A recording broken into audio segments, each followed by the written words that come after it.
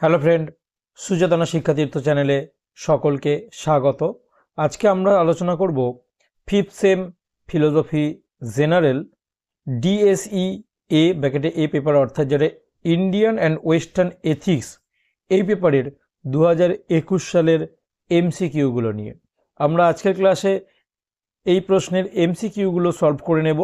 চলো দেখে নেওয়া যাক। আজকের প্রথম এমসিকিউ এই প্রশ্নে যেটা ছিল 2021 সালে, যে কোনো চার্বাক মতে পরম পুরুষার্থ হলো, চার্বাক মতে পরম পুরুষার্থ কাম। পরে ভারতীয় দর্শন সম্প্রদায়কে কোন ভারতীয় দর্শন সম্প্রদায়কে বস্তুবাদী বলা হয়? চার্বাক। বৌদ্ধ দর্শনের দ্বিতীয় আর্য সত্যটি হচ্ছে এখানে দুঃখ সমুদায়, অর্থাৎ দুঃখ একসাথে আসে। ভারতীয় নীতিশাস্ত্রে কোনটি পুরুষার্থ নয়? ধর্ম, অর্থ, কাম এগুলো পুরুষার্থ, তাই মোহটা। সম্যক সংকল্প হলো, সম্যক সংকল্প বুদ্ধদেবের অষ্টাঙ্গিক মার্গের অংশ।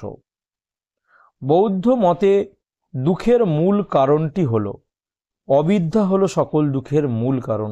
গৌতম বুদ্ধ এটাই বলেছিলেন। পরের প্রশ্ন,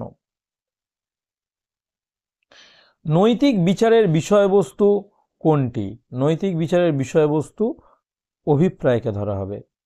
স্থিতপ্রজ্ঞ হলেন তিনি যিনি ফলাকাঙ্ক্ষা করেন না, বুদ্ধিযোগে সমাধিস্থ না, পরমেশ্বরের সাথে যুক্ত থাকেন না, না, এটা কোনোটি না হবে। এই স্থিতপ্রজ্ঞ শব্দের অর্থ হচ্ছে কামনা বাসনা হতে মুক্ত। আমি এখানে লিখে দিচ্ছি, কামনা বাসনা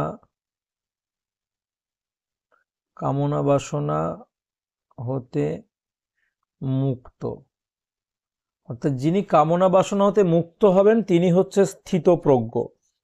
তো যদি এটা এরকম কোনো আসে যে স্থিতপ্রজ্ঞ তিনি যিনি, যদি সঠিক অপশানটা থাকে তাহলে কিন্তু এটাকে ফলো করবে, আর অন্যথায় কোনোটাই নয়। অসংযত উপযোগবাদের প্রবক্তাকে? বেনথাম। যাচ্ছি পরেরটায়। নৈতিক নিয়ম এক নিঃশর্ত অনুজ্ঞা বা আদেশ, উক্তিটি কার? কান্টের।